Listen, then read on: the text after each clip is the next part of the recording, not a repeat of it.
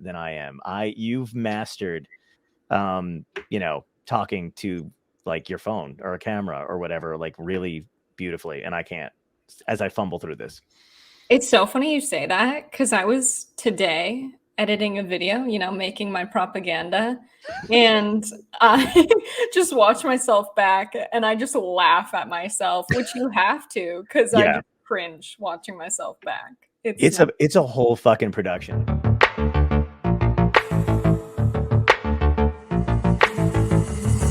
Dystopia tonight.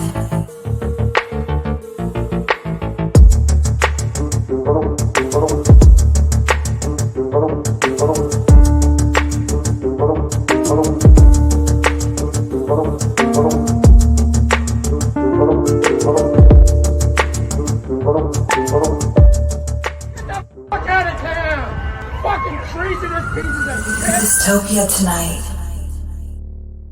Yeah, it's so funny you say, like, being the kind of person who does this stuff. I really don't think this is natural. Like, I don't think anybody's a natural at being a person who has an audience. I don't Right. think human beings were meant to have this. And Mhm. the way I think about, using TikTok is it's organizing. So Mm.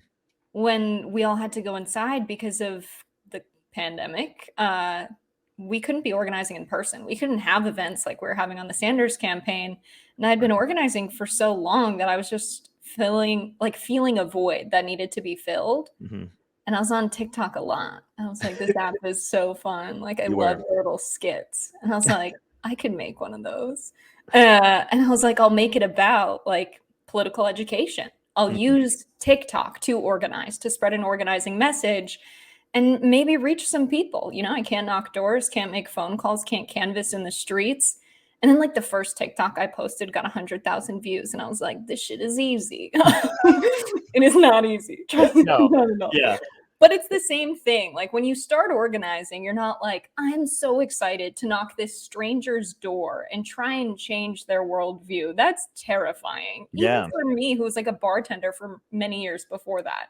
Nice. And it's the same thing. You just kind of are like, well, I have to do it to make this thing I want to do. I have to knock this person's door to have the conversation I want to have. And you just, because you want it so bad, you overcome that fear. You're like, this is important. I've got to do it. Yeah. The other thing too is like you were right about the 100,000 like views and shit, because it is like a slot machine where the first time you join, they want you to keep posting, keep coming back. So like, here's 1 million views, and you're like, fuck yeah, that's right. And then like it just tapers off after that, and you're like chasing it ever since. Yeah, I've heard that before as well. I feel super lucky that people have decided to stick around on my page. Yeah. But yeah, it's not like I need to be heard. It's more like the planet is dying. Our politics is broken. We're living in a failed state. People are hungry every day. People are dying. People are living in cages because of the US industrial or prison industrial complex. Like, it's just necessary that people wake up to what's going on so that Yeah. we can all stand together and change it before it's too late. Mhm. Because that, you talked about the TED Talk earlier. I thought it was very important to include in there what has happened in every single other country where economic inequality has gotten this bad. There's been a war, a terribly violent war. And I put it behind me, like, here are all of the places. And we're in Brown University, right? So all of the elites in the audience at their TED conference are like gripping their chairs. And when the camera like pans to the audience, you can see people just like what the fuck is happening? Right. But yeah, I feel like that's where we're at. It's of absolute urgency. Like, we've got to do everything we can. Unfortunately, that means being entertaining on TikTok. Yeah, I know. I know it's weird to have to get your message out that way, and like I'm Yeah. sure you get a ton of pushback, but is it like, I don't know, do you feel like you're gaining more traction with people who are kind of like minded and maybe like, because how do you gauge that? How do you gauge what you're teaching people versus just the lunatics that are on there to hate because they want to do that kind of stuff, and then the people who genuinely disagree with you? Do you feel like you're actually making some headway there? Yeah, so I'm super careful about the way I communicate. Because I'm not partisan, I don't identify as a Democrat or Republican, and in fact hate both parties. That puts me in an interesting position where, because I'm not using partisan language, I can kind of reach people that are usually conservative. So I'll get messages like, hey, I'm a small business owner, I'm pretty conservative, but I watched your TED Talk and I've changed the way I structure employment at my business and how Wow. much I pay my employees. So when I get messages like that, and when I get messages from people who say, I agree with you, like I'm on your side already, but the way you explain things is really useful to me because my family's conservative. And when I show them your TikToks, they're starting to get it. And so stuff like that, two Mhm. people even would Yeah. be worth it, worth every minute. But I've gotten a bunch of messages like that, and that keeps me going. You really do a good job of like not declaring one side or the other deplorables, scumbag, you know what I mean, or anything like Yeah. that, and it's nice to have that messaging out there. Yeah, that's huge. I mean, I get a lot of like, you're wearing a cowboy hat and that's your Republican. And I'm like, what are Mhm. you talking about? Right. Cowboys were outlaws. And I just replied back because I can't help myself sometimes. I'm like, have you seen Brokeback Mountain? Like, sometimes it's like you have to say something kind of humorous to, Yeah. quell the fire or like Or put any out the John Wayne fire. film ever. Right. But more often than not, I just like lean into my training as an organizer where you will learn how to just like in one sentence or two sentences completely diffuse someone. And Nice. so I forget what it was. It happened recently where someone replied back to something I posted on Twitter where I said, if you've worked for an organizing nonprofit and corporate money came in and started funding your nonprofit, and it changed the direction of your work in a way you didn't like, Mhm. in a way that would benefit the corporation, DM me. Someone replies back and they're like, you're asking people to do your job for you as a journalist. And it's like, Oh my here we god. go. And so I Yeah. just reply back and I'm like, hey man, like I've already talked to a few people where this has happened to them, but I suspect the problem is much larger. And social media is a really good tool for connecting people so our work can be more impactful. And he just replies back, he's like, you're right. I'm sorry. I was just trolling you. I'm like, yeah. If you're Yeah. just like honest and you're like, hey man, this is what it is. Like Yeah. it I works. was I was complaining about something the other day, and literally somebody was like, somebody just called me a boomer, which is hilarious because I was like, well, first of all, I'm technically a millennial, even though I hate to admit. I was like, and third of all, I'm like, I understand your feeling toward it. If you really feel like discussing it further, I'd love to talk to you. I appreciate your point of view or whatever. And they were like, they didn't know what they were like. Fuck you, guy. Like, why are you being nice about it? Like, I did. Like, they wanted to start a fight, but I was just like, I don't care. I don't know what you want from me here. Boomer is such a funny insult for someone It's who's so not a stupid. boomer. I was not ready for that. I took a sip Right? of this and was I was like, struggling. what the fuck are you talking about? What I point to with this, I'll never forget it. So before I went back to organizing, I Mhm. was in grad school working with people who just like don't get it. They think we can fix the world with some really convincing randomized control trials that show our elected officials that this policy will do X, Y, and Z. Right. Like really terrible programs. Like one policy lab I was working in, it was the road to college, but Rhode Island. So HR or Wow. RHODE, very clever.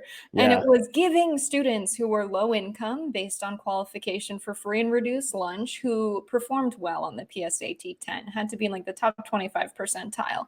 Mhm. They would get gift cards to Walmart and Dunkin' Donuts and such for completing college readiness prep. Wow. So SAT prep, picking their top 10 favorite schools.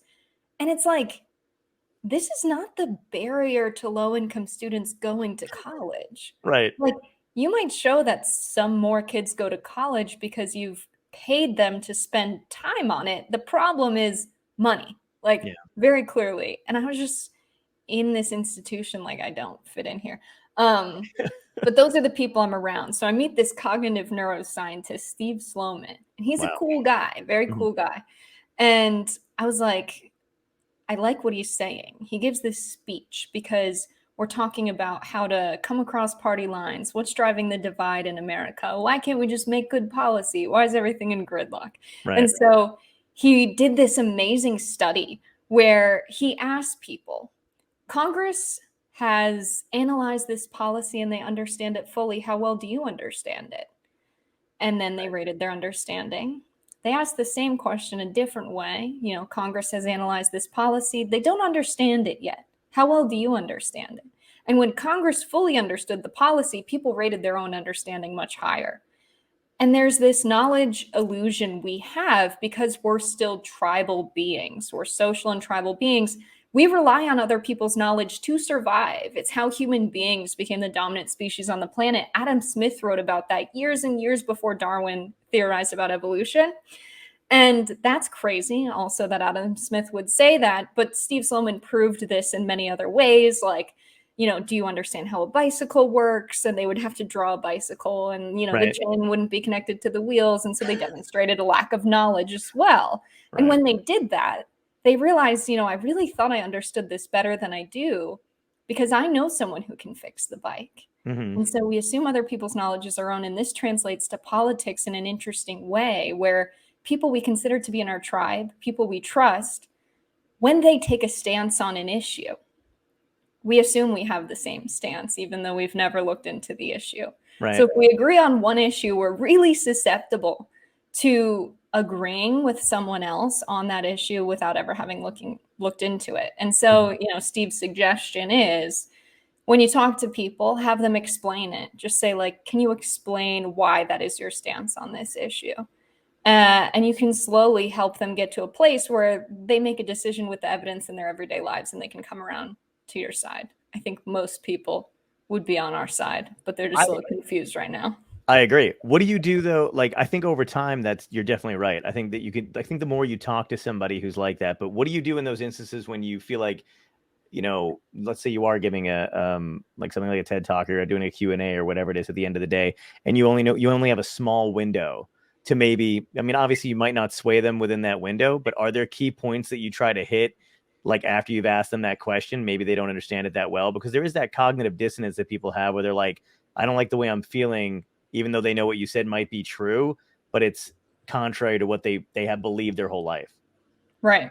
TED Talk was a beast. That's totally different than how I handle organizing conversations. Because that's like months of like, how do I explain this in a way that people will receive? So it's got to be very complicated things in accessible language, just like pages and pages of concepts and theory distilled into a 13-minute talk.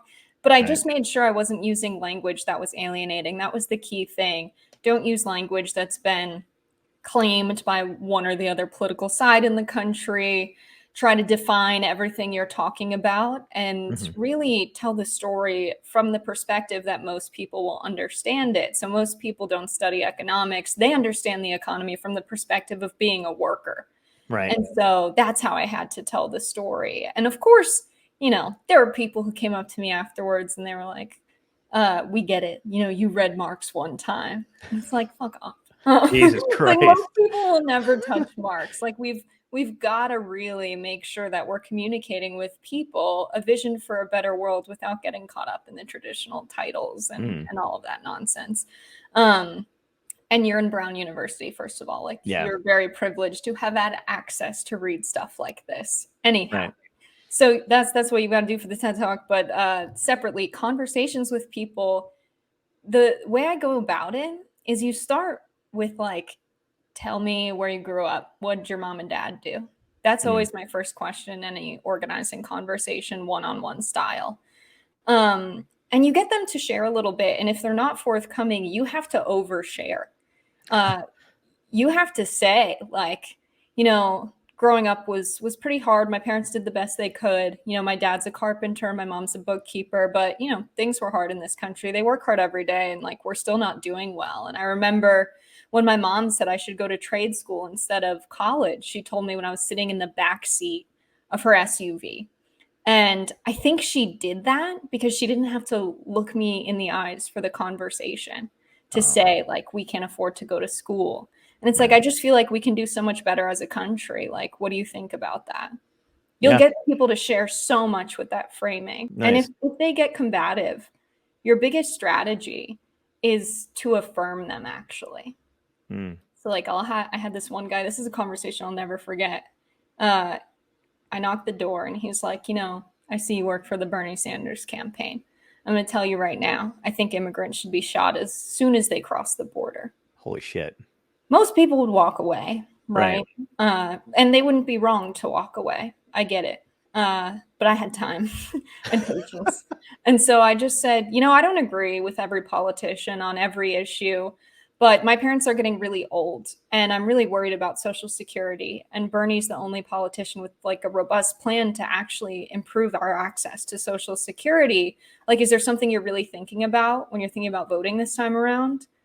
And he nearly started crying. This grown man who was all tough, like we should shoot immigrants.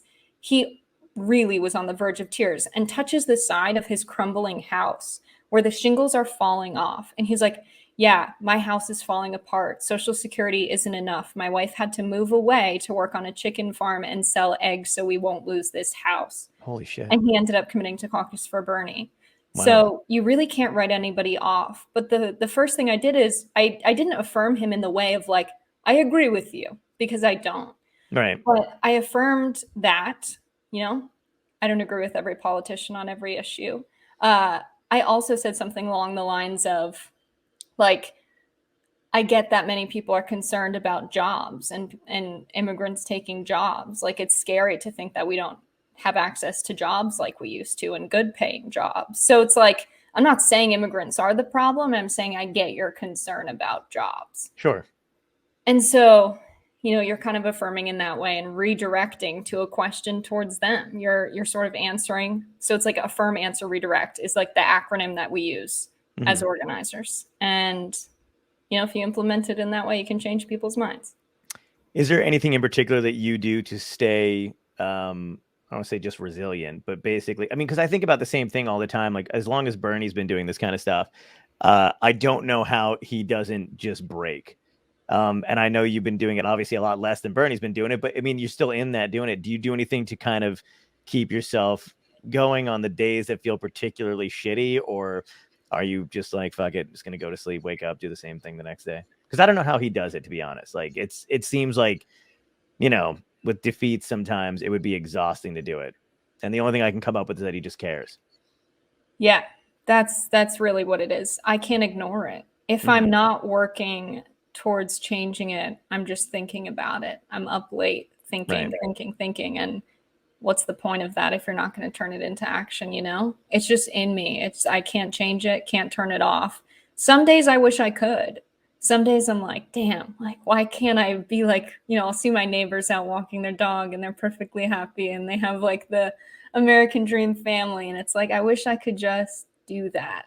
Yeah. Seems so nice. But most of the time I'm incredibly grateful for the work I do. It's so rewarding. And just like the way, you interact with people when you're building solidarity and movement building is like literally the best thing in the world. And I just call my parents a lot because everyone around me, when you grow up working class in America, you're reminded of why you're in the fight every damn day. There's always something. I've got a friend in jail about to be deported. We're trying to sort that out. I've got cousins in rehab who have been doing heroin since they were 12. Like, I've got my dad with a ton of medical debt and my parents are getting old and they're figuring out retiring. It's like, there's so many things where people you love are just like beaten down by this system.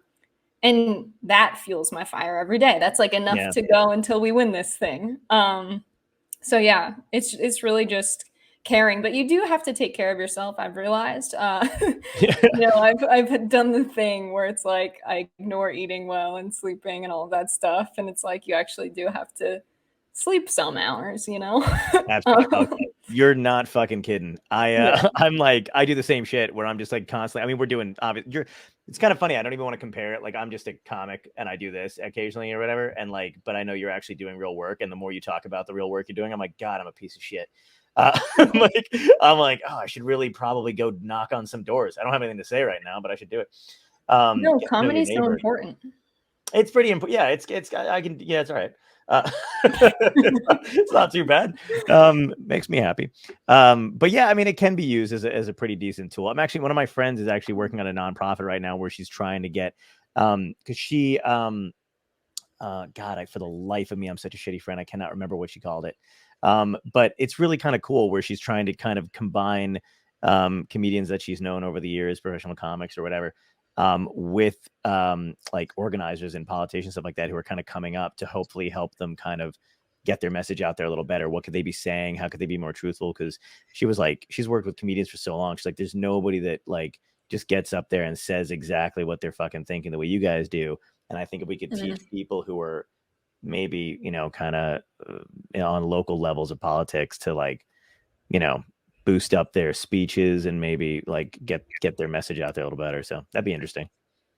Yeah, that is interesting. That is interesting. I just think we need more like working class people to run. But I do think comedy is good for changing people's minds. Like people like political comedy, it turns out. I have a bunch of friends who have just like skyrocketed their careers recently doing political comedy. Absolutely. I find it kind of funny too, because sometimes I'll post something that's overtly political or whatever it is. And then like, if I don't do it, like you get those fans that are like, really want you to do the same shit. It's like TikTok. It's like you get a certain amount of people. You know, I think the first thing I posted on TikTok that got like 1 million views was something about Trump. And then everyone was like, we are totally here for that. And I did like a few more of that. And then I just posted something like really random and innocuous. And they were like, we are not going to fucking put up with this. I was like, oh shit. All right. Fuck. I'm like, I don't have any, I'm not going to do it 24/7, but holy crap. But it's cool. So I like that you're doing the organizing and stuff and that you're on TikTok. Do you feel like more community stuff needs to happen? Because I did like, you know, it seemed like even when Bernie was out there, he was just going out among people and even talking to, you know, opposing networks and that kind of stuff. And I know you're on the Young Turks and you're also doing your own TikTok thing. What is the most useful form that you find? I mean, like, because I think people getting together is probably the best thing, but we don't have a lot of town halls. We don't have a lot of community centers anymore. There's not one place where people congregate. And you've got all these factions of like Twitter, Instagram, TikTok. Like, is it hard managing all that? Do you find one to be the best outlet for you? That's interesting. That was a lot of questions, John. I tend to, you know what? I'm going to take a break. I'm going to take the first part and then I'll take the second part. The first part about, do I think that we need more, you know, community to get meaningful change? Yeah. Right? Obviously. Yeah. But there is a big problem with community organizing because where I was working before the Young Turks, I was working for like the national head of a network of community organizing nonprofits. So we had like, I'm going to get this wrong, 44 across the country doing amazing work, tenant organizing for better housing, ending vaccine apartheid, all of these really interesting issues at the national level. But at the local level, people were just doing the work that they felt was most important to their communities. So if you knock doors and you're like, what do you guys care about? And they're like, well, there's always grocery carts in our neighborhood. And everyone keeps saying it. But you're like, there is a slumlord that has destroyed this neighborhood that no one has brought up. Right. And that's what you want to tackle. But everyone cares about these shopping carts. They will not shut up about it. No one's brought up the slumlord. Guess what you've got to do? You've got to get everybody in a room, say, we're going to figure out what we're going to do about these shopping carts. And you say, all right, next Saturday, we're all meeting here at 8 a.m. and we're going to push all of the shopping carts back to the grocery store. This is a real story. They did this, I'm pretty sure it was Chicago. And they pushed all of the shopping carts there. My friends who are older than me, like my mentors for organizing, love telling this story because it's ridiculous. Like an army of people pushing shopping carts through the streets of Chicago. And they got their message across and they put up little, stakes around the parking lot so the carts couldn't get out. But then everyone realized when we all come together, we have power and we can make change. Wow. And then you get everyone in a room, like, we're going to do something about this slumlord. What do you guys think? Then they believe they can. And then you can organize, for bigger issues. But you've got to meet people where they're at. And community organizing is the key to change. The problem we have now, people don't have a lot of time. They're working crazy hours and cannot pay their bills. So how do we fund it? How do we pay people to be dedicated to this work? Right. Unfortunately, and this is a story I'm working on, so I'm not going to share the full details, but I will say this. There are so many nonprofits around the country that have been started because community organizers needed to legitimize so that they could get more funding to expand their work. Then you have places, all right, I'm just going to use names. Kroger supermarkets paid this grassroots organization to push a ballot initiative so that grocery stores could sell alcohol. Oh, wow. And, my friend who was organizing there came as quit. He was like, we're not doing this. This is going to kill the small businesses in this area. People are going to be out of jobs. This is their Yeah. whole livelihood is their family's small business. It's not worth the funding we get from them to push a corporate agenda. But this is happening all across the country where progressive nonprofits and community organizing nonprofits are being co-opted by corporations who are infiltrating them. That's fucking wild. Also, I love the shopping cart thing. I just wish we could figure out a way to get like the entire country on board. Like, can we just scatter shopping carts across the US and then convince everybody? I mean, I don't know. Like, how do you get it? A lot of it seems hopeless and kind of futile to me. Like, 'cause I used to have jobs where, I work, I worked part-time at a library for a while. I don't know why I said that. Like, I wasn't proud, like shameful. Like, I was like, oh God, I did, not gonna believe it. But I did. I worked part-time at a library. And I was 22 or whatever when I was starting there. So I was always that guy who was like, no, we don't need to, do this. And we would have these meetings all the time and they just considered me a problem. But I would always be like, yeah, you guys don't have to put up with this shit. Like, they need you, because like the only time I've ever had a job remind me of how lucky I am to have that job is when they're about to fuck me. And like, that's every time is like, you are really lucky to have and I'm like, oh, you're about to do something terrible to us. And then, but people don't realize that if they just kind of like get together and they can change a lot of different shit. But, it seems, sorry, I'm not trying to go into a hopeless train here, but like, I'm just literally thinking about that we have to vote pretty soon. And I'm like exhausted by it already. I shouldn't be.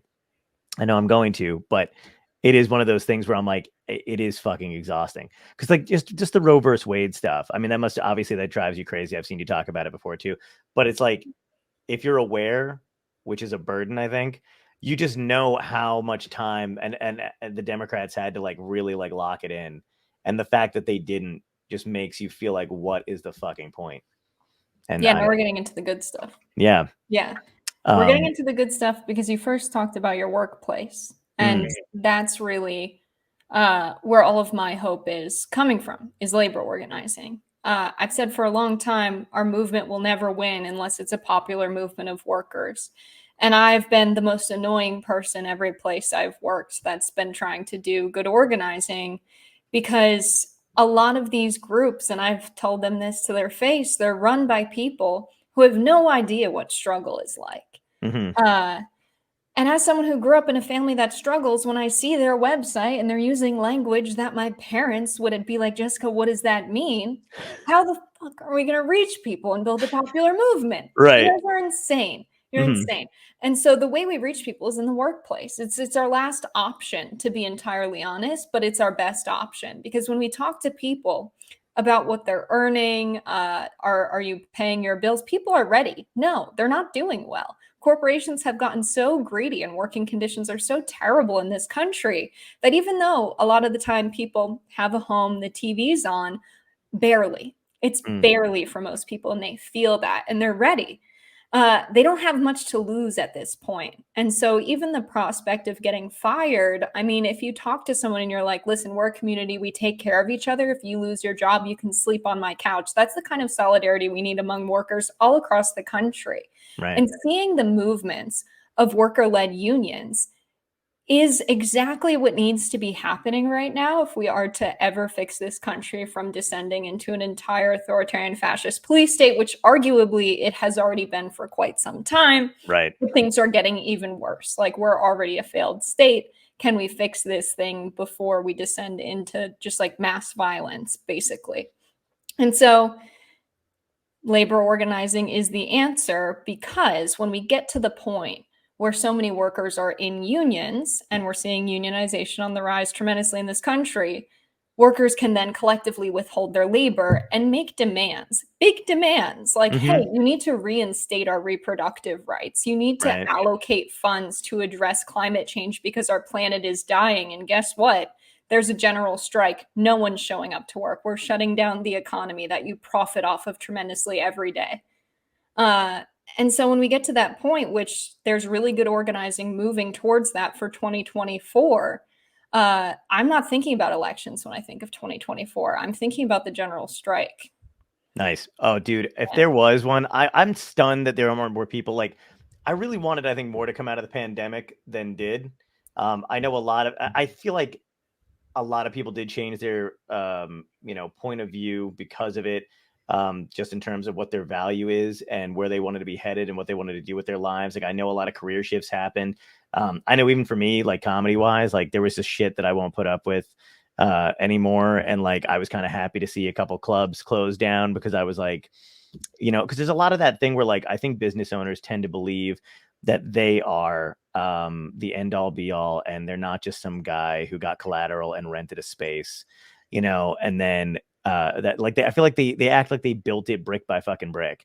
And then so I kind of liked, I know this is shitty, but I did kind of like that feeling of like, yeah, that's what happens. You don't have a comedy club without the workers or without the comedians there or without people to make your thing a thing. It's not a restaurant if you don't have people serving you food, if it's not, if you don't have a chef in the back, like that is just an empty fucking building that you happen to convince somebody that you deserve money to buy. And but like even the, I don't know, I hoping people get together and start demanding better quality work, better quality pay. And I don't know if it's going to be, because you ever feel like stuff like that happens and then you're just waiting for the apparatus to catch up? Because it's like, even with the BLM marches and stuff like that, it took everybody by surprise. No one knew it was going to be that huge. And in the beginning, it was like, they didn't know how to handle it or cover it. But then it's like, give them, if you don't get everything done, you need to get done within a certain time frame. To me, it feels like I could have the wrong perception. Then the media and everybody else kind of figures out how to handle it and how to spin it and how to rework it and what to show and what not to show. So do you think the window of opportunity is getting smaller to really get stuff like that done? Or do we always have to be a step ahead of, the apparatus that's already in place?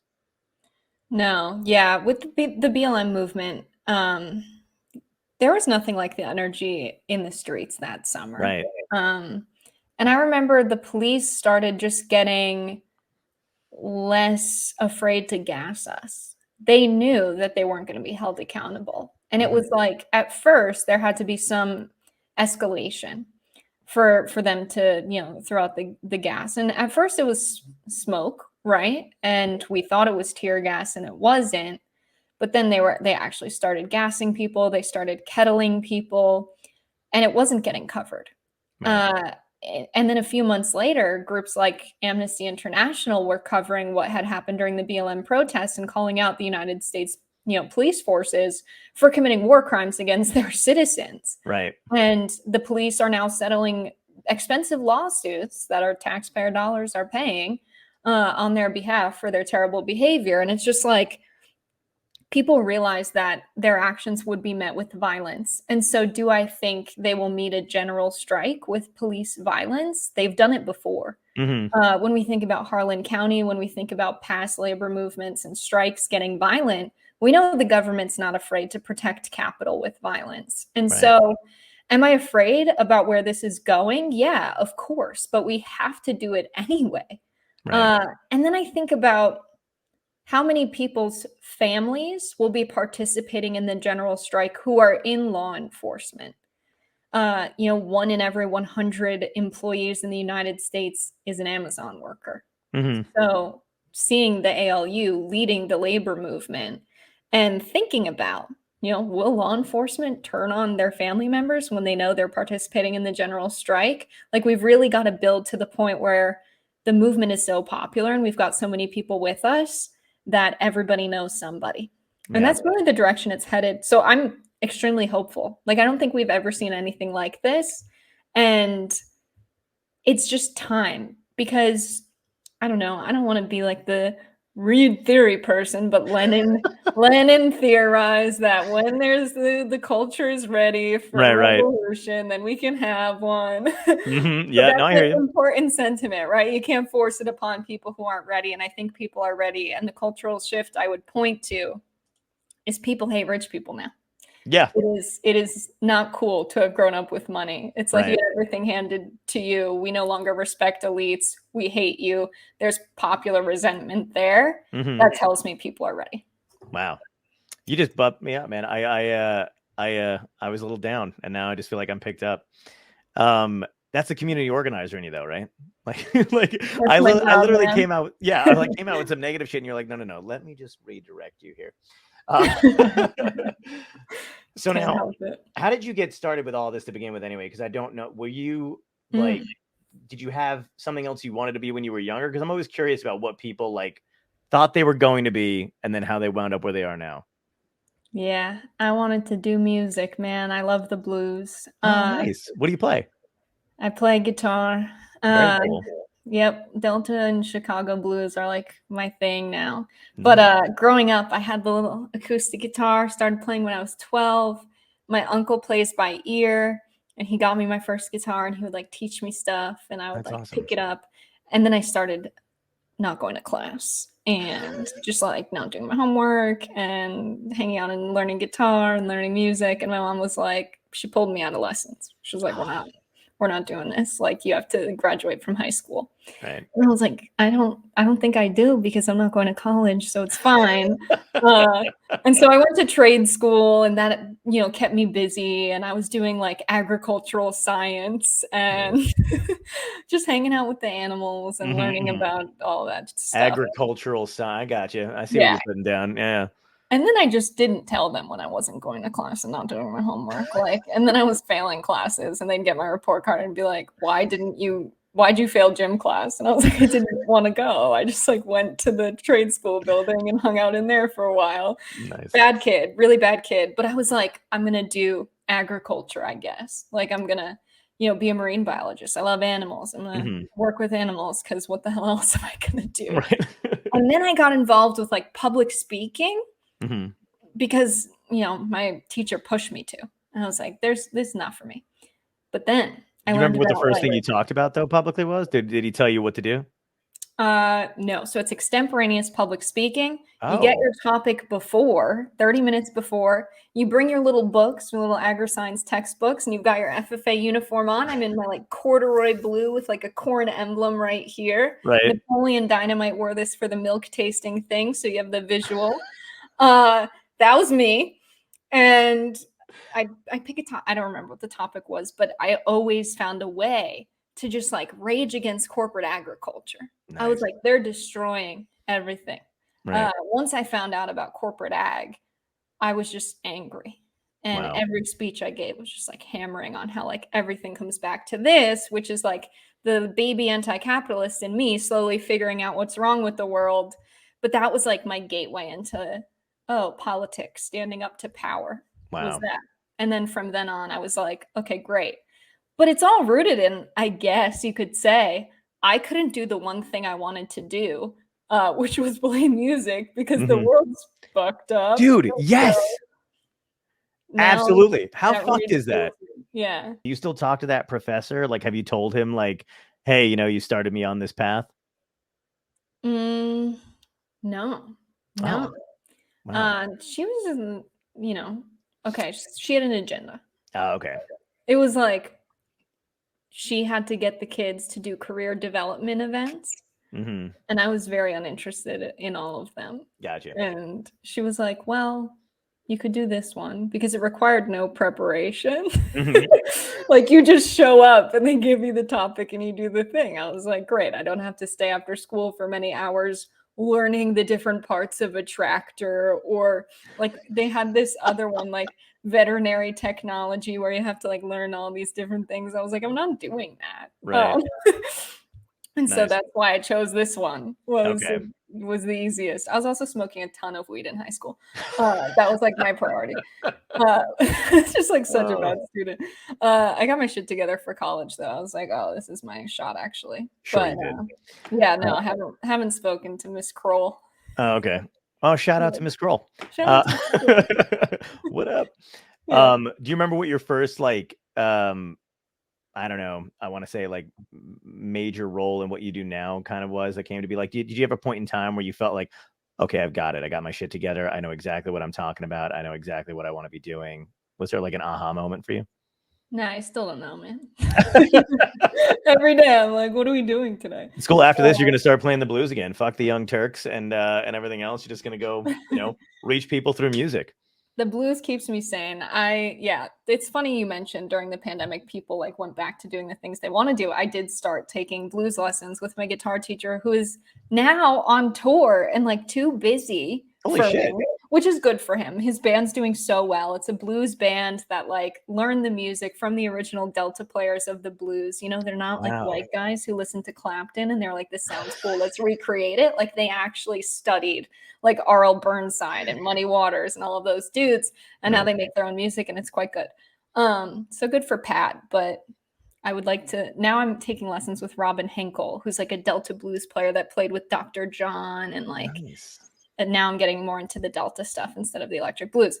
So yeah, blues is happening, but it's the stuff that keeps me sane and like fuels me. I feel like, I don't know when it connected for me that I was like, I have a purpose and like I'm gonna fight this thing. It was just, there's no other option. Like this is Wow. just what it is. I Because guess you- stuff clicked for me. I don't know when. Maybe in grad school at some point. For a long time I just thought I was kind of stupid. I was like, well, someone else has run the calculations and they figured out why we can't have nice things. And then I was in graduate school at Brown University with the people who are supposed to, you know, explain those calculations. Sure. And I remember sitting in class with John Friedman, who was an economist with the Obama administration. Yeah. Holy shit. And he's calculating out like taxes. Like, all right, if we have this kind of a tax, like with this policy, and this is your population, we're estimating revenue, etc. And he made an error, and no one said anything. And I was like, excuse me, like you have to multiply that number by the population of people in the state of Rhode Island, which is this number, to get this figure, and that's the answer. And the whole class just was like, correct to John Friedman. And John's like, well, like technically this is still the right answer. And he's back like trying to defend himself. And the teaching assistant looks at the co-professor, Emily Oster, who's a brilliant economist. And she just goes, John, no, of course we have to apply by the population. And then she turns to the teaching assistant. She's like, you need to update the answer key for this problem set. Jessica's right. Wow. And then Emily Oster got me a job. And I was like, if I can prove John Friedman wrong, I was like, these guys, like I just assumed that the people in the positions of power were well-deserved and so much smarter than us. Right. Then I find out John Friedman's dad and his dad also went to Harvard as economists, and he didn't have high SAT scores, and he just kind of got in because his parents got in. And I was like, these people don't actually have the answers. And so Emily Oster got me a job after that.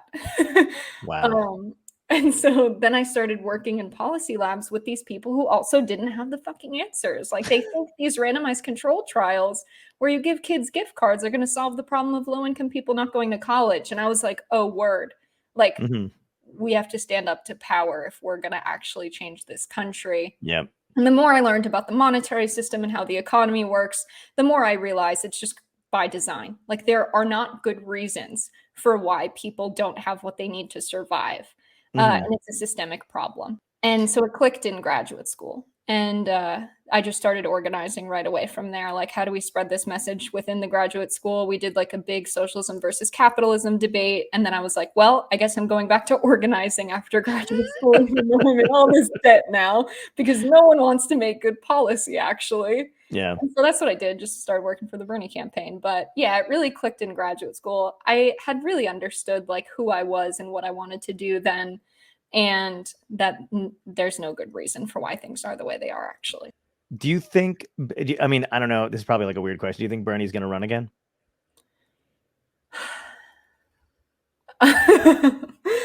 Okay. I really hope Joe Biden does not run. Ditto. What if I was like, what? They just left. I do. Good. And I have some reasons for why I do, you know? Okay. But we all saw the news where that memo, was it a memo? I think it was, yeah. Memo came out that like Bernie was considering running. Yep. If Joe Biden did not run. And Right. I think he should. And I think the argument that he is too old is absurd because we have no one else who is as popular as he is. He would have won in 2020. The Absolutely. Democratic Party organized against him so that he would lose. Yep. And people don't understand that what goes on in primaries is not protected by election laws.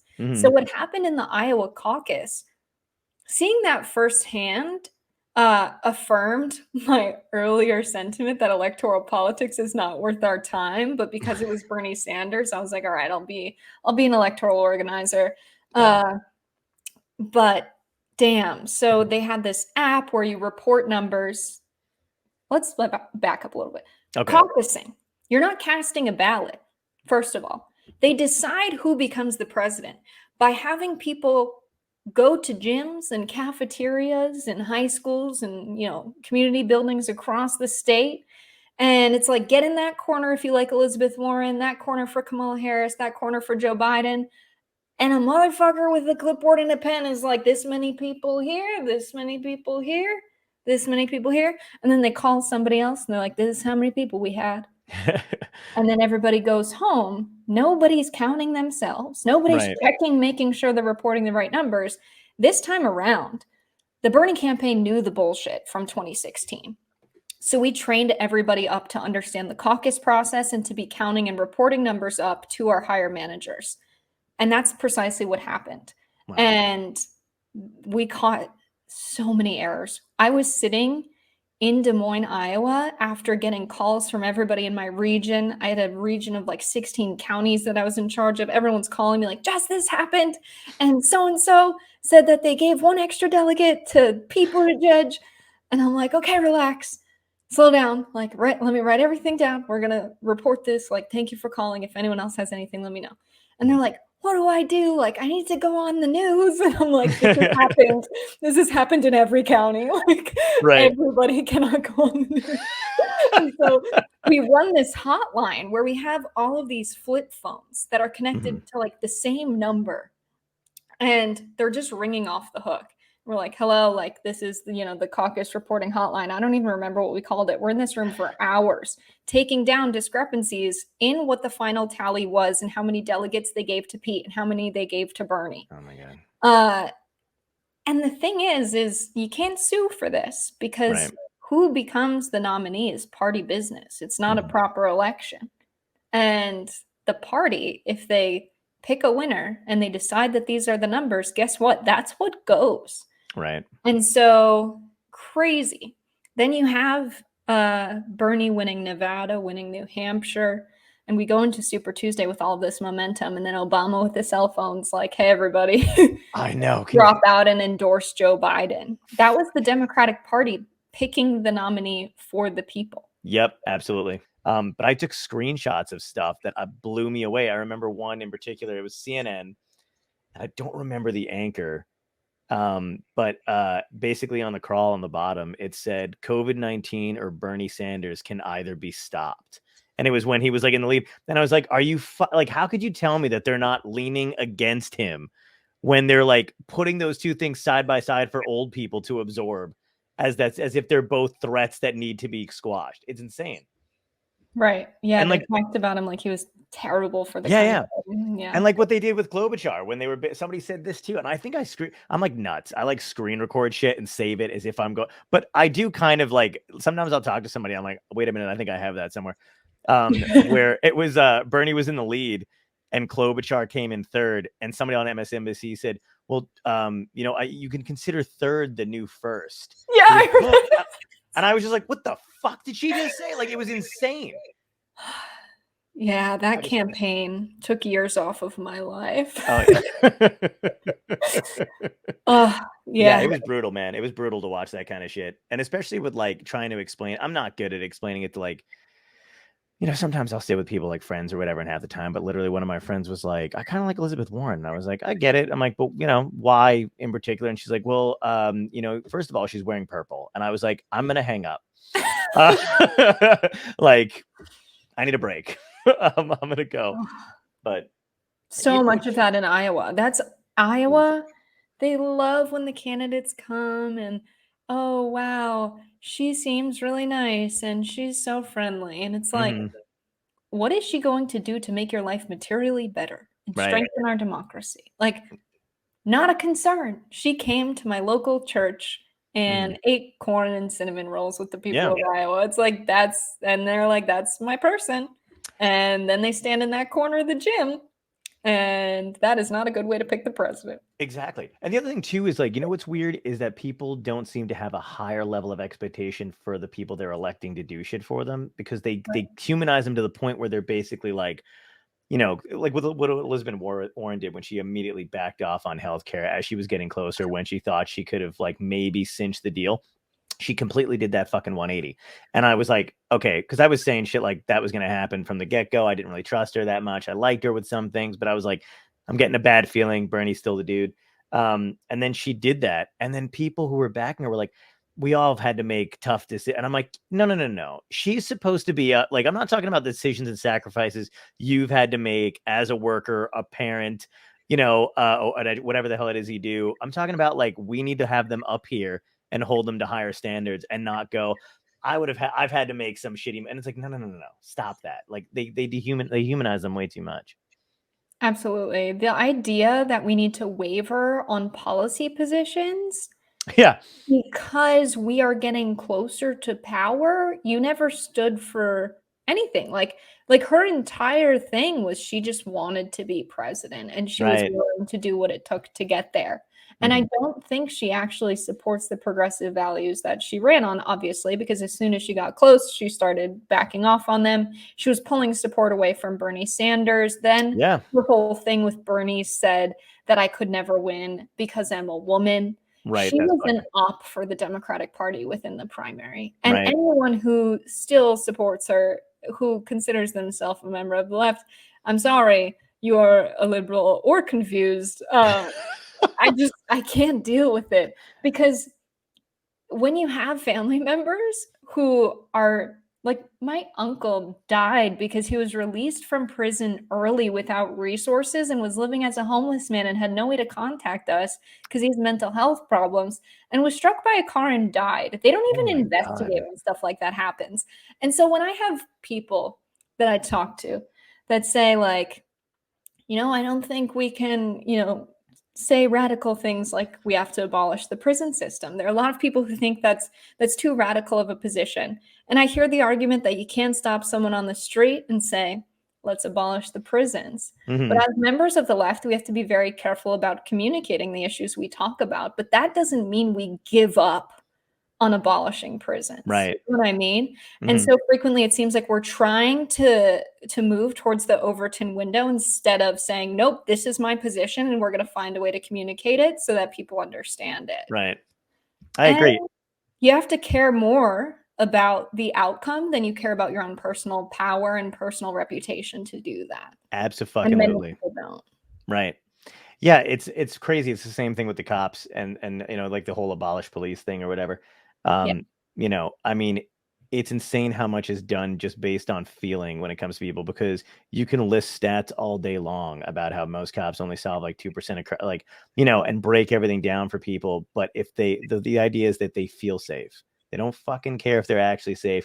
That's so true. It's so true, because Minneapolis was the one place where, coming out of, you know, George Floyd and the uprising in the summer, they had a ballot initiative where they were voting on defunding the police. And Take Action Minnesota was our member org in that state, the community organizing group, and we worked closely with them. And it was crazy because I was running our data infrastructure because, you know, we couldn't be there in person. There was the pandemic. We couldn't knock doors. So now we've got to find people, you know, from the list of voters in the voter file. And with the data we have about those people, we have to figure out who we need to persuade in order to win. And so my job is to like process all of that data and get us good lists, which was a hell of a job. But more importantly, those phone calls we had, when we would call people, we would ask them, has something ever happened where like you felt unsafe? And you're so right that it's about safety. And they would be like, you know, yeah, like I have. And it's like, did you call the police when that happened? And so often people say no. Right. Why not? It's like, oh, well, I just like would be afraid about like what would happen. It's like, okay, so do the police make you feel more safe? Like, what do you think needs to happen in our communities for us to actually feel safe if we don't feel safe from calling the police? Right. And usually they say something along the lines of like, we've got to take better care of each other. We need better resources. Like, we need some alternative. And that's when you say, like, what do you think about taking some of the resources that go to the police and putting it towards that? And it's a hard conversation, but we were really persuading people at a rapid rate. But we couldn't persuade people faster than the right could spread propaganda, unfortunately, and we didn't win on that ballot initiative. But we learned that when you have the conversations, you can change people's minds. We just needed more time. Mm. And it's really scary how they framed this as like Black communities will be hurt the most if we defund the police. It's Right. like, you're fucking insane. Yeah. And it worked, unfortunately. It was an effective message. It was like, think about your kids, think about your wife, like, here are all these crazy crime stats. There's all these crazy criminals on the loose who want to hurt you, Yep. It's crazy how most people's like police stories are like, yeah, the cops fucked with me. It's not like this bad thing happened and they saved me. When will you ever hear that? Like the only time, actually, all right, the second time I was ever in a bad situation where it was like cop level, like someone, we need help, like we cannot handle this ourselves, was like, I just immediately afterwards, they couldn't help, and I was like, well, I'm as safe as I make myself. I need a gun. And that's the state of our country. Right. And within that week, I was firing a gun in the range. It's like I had signed up for, the classes or whatever. And now, I'm a gun user. See, now because of that and the cowboy hat, people are going to call you a Republican for sure. You're going to have a hard time convincing them otherwise. Yeah, I mean, I think most people on the left don't have a choice but to have a gun. Yeah. I mean, I've experienced firsthand the type of stuff people deal with for their political views. Like, people want to hurt you. Oh, absolutely. People are fucking crazy. People are so crazy. People are so crazy. Yeah. I've never told this story publicly before, but now it's fine. But my apartment in Boston, I was living in Boston because during graduate school, I was like, oh, I would like to come back and live in this city. There's so much history here. I know people here. My mentor, Stephen Kinzer, lives in Boston. I was so excited. And it was good for a while. And then I started getting these weird messages from someone with a Proton email address, which is untrackable. Oh, God. Like, a couple of those. We're going to come find you. Right. We're coming. We're hacking all of your information. We're following you. All of this stuff. Really creepy. And so my dumbass is like, let's make a joke of this. They're trying to extort me. They're asking for money. They're like, if you give us money, we won't sell your information to the people who want it. Right. And I'm like, all right, this is just nobody. Like, they're not capable. They just want to scare me into giving them money. And so I make a video because they say, we're going to release a video of you. And I'm like, there's no video. You don't have a video.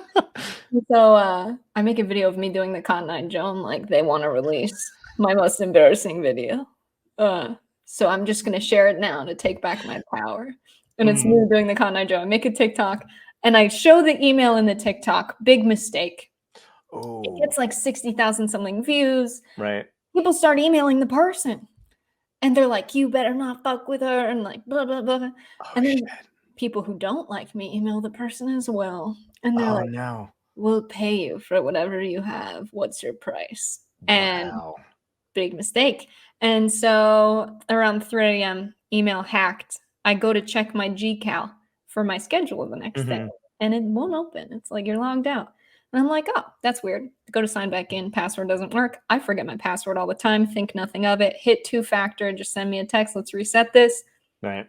And the last, few numbers it shows were not my cell phone number. Oh, shit. I was like, oh no, they got in. Right. And they sure did. And they set up mail forwarding. My last email was an invoice with my address. Oh my God. In a few weeks, the apartment gets broken into twice. Once while I'm not there, once while I was asleep in another room that was locked. They didn't take anything. Holy shit. Actually, they did take stuff the first time. They cleaned out an underwear drawer. which was really gross. And I came back home and it was empty. And I was like, maybe I packed it when I visited my parents. And like stuff looked weird in the apartment. I was like, things look off. And then I noticed it was missing. And psychologically, when that happens, apparently you just like denial is a common thing where you like rationalize it. Like, oh, there's a perfectly reasonable explanation for this. No one would do this to me. You're like, I flipped that chair over. Yeah. And then the second time, so I go and stay with my parents for a while. And then I'm like, you know what? It's my apartment. I'm going to get a gun. I'm going to go back and live there because fuck this person. Badass. And my landlord's like, you should get dogs. I'm like, I live in a 1-bedroom apartment building. I'm not getting dogs. And that was my landlord's brilliant solution. And so second time I hear a big bang and I'm like, nah, it's fine. Go back to sleep. Next morning, 5 a.m. I hear like, it sounds like something's in the apartment. And I'm like, it's the neighbors. The walls are thin. Go back to sleep. I'm in the 1-bedroom. My room's locked. When I wake up, the blinds are out, stuck in the plant. The screen is slashed. The window's open. My books that were on the windowsill are knocked over. My keys are on the floor by the window, which is weird because why wouldn't you just take them? I think it was someone who just wanted to scare me and like send a message. And so I got the fuck up out of Boston after that. And the police came. Police came and they're like, so who do you think it is? And I'm like, I explain. And they're like, well, why would you be a target? It's like, well, I'm a very vocal person online and my political views are probably really different from yours. So I can see how this is going to go for me. Right. You know, so I just had to move out. I had to pay people to take the furniture out, keep paying my rent when I wasn't there because the landlord wouldn't break the lease and threatened to sue. Oh my God. And I was like, this is going to be a bad situation. Like, you're going to have a lawsuit if I try and stay there. Like, this is clearly bad for me. How he asked you who you think it is. You're like, isn't that your fucking job? Holy shit. What am I to give you leads?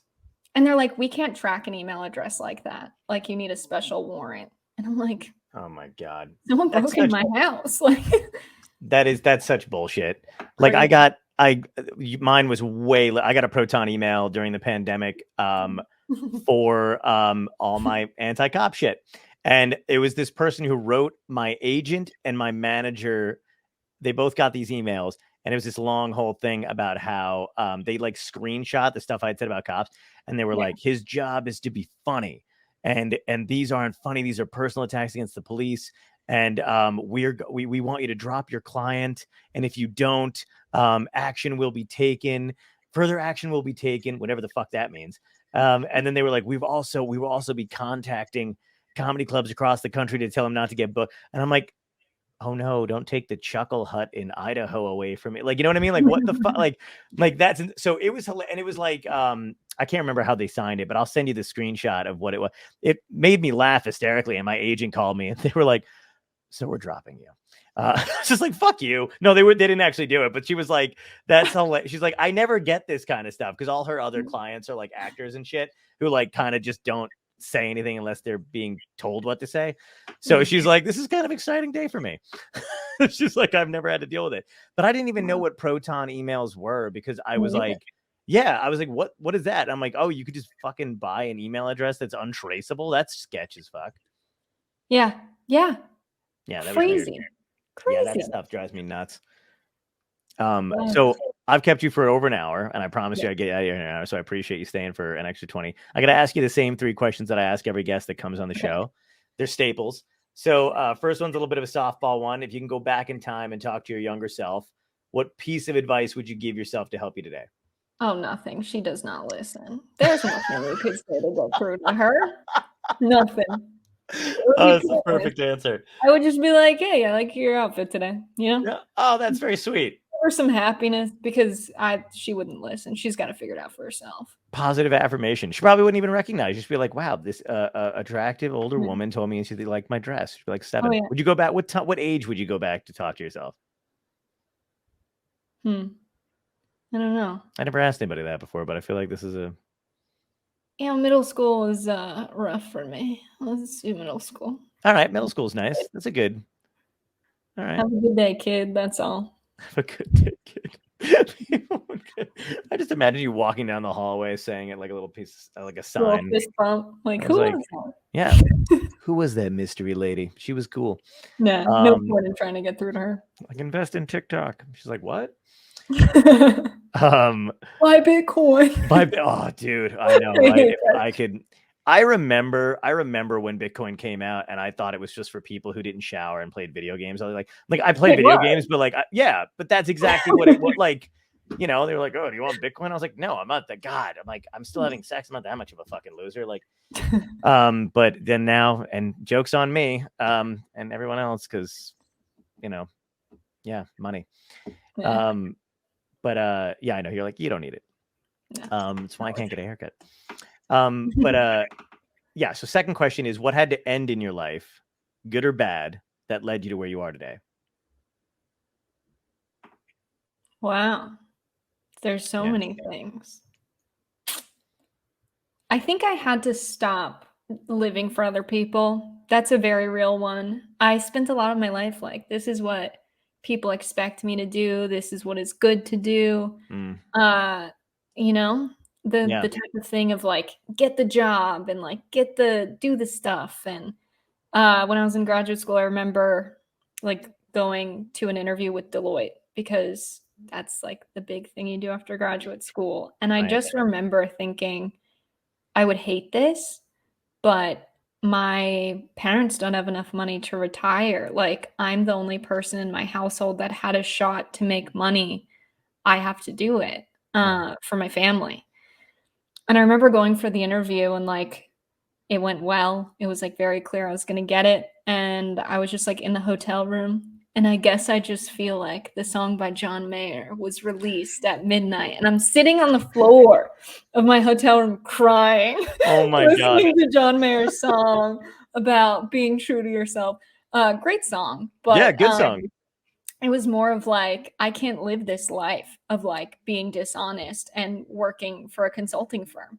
Wow. And as Stephanie Kelton, who's a mentor to me in some ways, she says, at some point, you know too much and you just can't.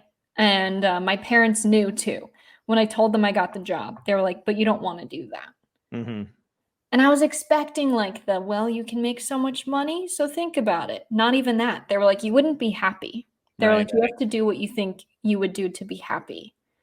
And that's really sweet. It was really sweet. Thank God I have them as parents, because I'd be at Deloitte right now. Were they, I mean, you know, you said a little bit about them earlier on, just in terms of like, you know, worrying about you playing the blues. Were they supportive though, like after that though? I mean, obviously in that moment too, but like, did they ever encourage you to go back into music when they found out that maybe like, you know, you weren't exactly happy, or were they happy with you doing what you're doing now? Like, how do they feel about all that? It's a good question. I should probably talk to them about it. We actually have them in the room. No, I'm just kidding. I'm just like, they're here now. That'd be cool if I had that ability, but I don't. I did have one conversation with my mother. I went to therapy, talked to my therapist about it, and about how it affected me as a person, worked through it. And she was like, have you ever talked to your mom about it? And I was like, no, I can't. And she was like, no, you kind of have to. And I was like, God damn it. And so I remember talking to my mom about it. And she was like, you know, when I was a kid, I really wanted to play piano, but my piano teacher told me my hands were too small. And so we pass down the things that traumatize us onto our kids unless we heal from them. Right. And I remember thinking, I have to heal from my trauma, or else I'm going to do this to everyone around me who I love.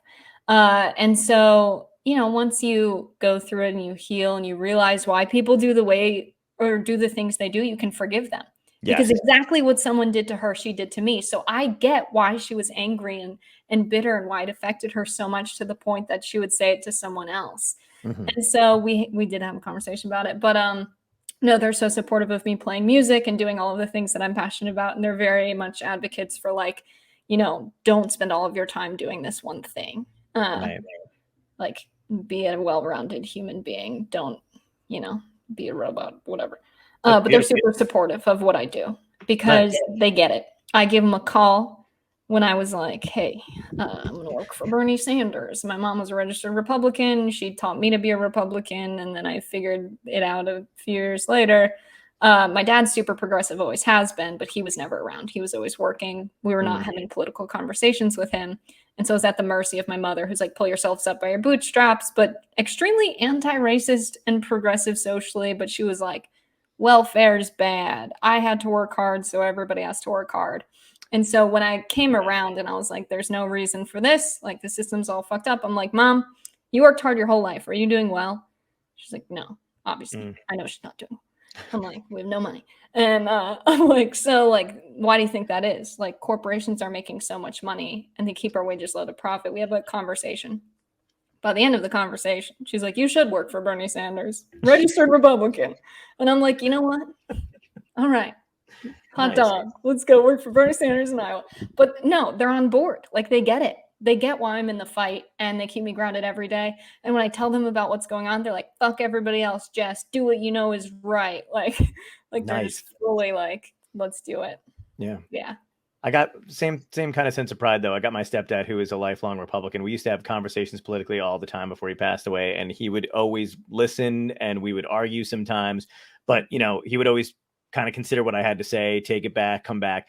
Got him to vote for Obama the first time. Well, actually both times. And then I think I got him to vote for Sanders for the primary because I was just adamant about it. I was like, you know, it's one of those things that I'm obsessive about where if I can get one person to kind of, so I'm like, I'll pick somebody and I'm like, documents, paperwork, you know, like I'm there at breakfast, I'm there at lunch, I'm calling you later that evening. Like, and it was nice to kind of be able to see, you know, eye to eye on that kind of shit at a certain point. Cause I think the more he got to know me and like saw how hard I was working at trying to just have this career that I wanted to have and not get stuck. Cause he also didn't have like an orthodox kind of, you know, upbringing. Like he went into the military and stuff, but he also didn't have like a classic education or anything like that either. He was self-taught, super smart, you know, just had this wealth of knowledge, but it was, you know, but he was just this lifelong Republican because of his father and stuff. And then slowly but surely, I was like, you're doing a lot of lefty shit, by the way. I'm like, you're helping me. You know, if you ever help me out, I'm like, that's socialism. Like, and he'd be like, shut the fuck up. Like, I'm just saying, that's what it is. And the other thing, I love your point about understanding people, because the minute I decided, like early on in my life, that if I had just understood where somebody was coming from, I'd be less angry at them for making like, you know, decisions I didn't agree with or anything like that. Like I'm very much like less angry at somebody for doing something because I'm just like, okay, why'd they do it? Where are they coming from? What's happened to them? What the deal is? And then also yourself too. If you can understand where you're coming from, holy shit, it's pretty great. Yeah. Yeah. 1,000%. Yeah. Last question is tied into the show. It's goofy as shit. If this was a genuine dystopia, more so than it is now, and you had your choice between like aliens or zombies or a climate change or a comet heading toward Earth, giant laser, whatever you want, but it's everybody's last day. Everybody knows it. How are you spending it? What would be your epic death? Wow. Yeah. Like, how do I want to die? Yeah. What would be the last thing? Like, how do you want to go out? Basically, like, what do you want to be taken out by? Alien, zombie, late? Like, how do you want it to go down? And then what would you be doing? Oh, I imagine dystopia as like an authoritarian government. I don't imagine zombies and shit. Okay. I already suspect that at some point my goal is to become so inconvenient that, you know, people want to kill me. Like that's like it's already someone broke into my apartment, so we're you know, hopefully I can get more things done before they take me out. I'm not effective enough yet, but I would I want to be taken out. All right. That's how all the good people go. Yeah, right? That's true. Oh, come on. You know what? Honestly, now you're worrying me because I'm like, please don't take her seriously. Like, if you go missing after I'm not this, like, please murder me. No, I get it. No, I know. But, now they're just going to take that clip of you saying that, by the way, and run with it. Yeah, thanks. Yeah. She threw her hands up on this guy's show and said, please murder me. I mean, come on. Yeah. She's kidding. Right? Yeah. Yeah, we're going to keep going until, you know, we're a problem and the FBI cares about us. I love that. That's fucking awesome. Yeah. Thank you for coming on. Please follow Dystopia Tonight on YouTube, Apple Podcasts, Spotify. Follow me on Instagram. Follow Jessica on TikTok. It's down there. K.A. Burbank is her TikTok. She's also on. Do you prefer Instagram too or no? Yeah. You want to say your Instagram handle? Same thing. Same thing. There you go. So there you go. So it's same thing on Instagram. Thanks so much for doing this. I really appreciate it. This was great. Thank you so much Sweet. for having me on, John. No problem. Thank you. And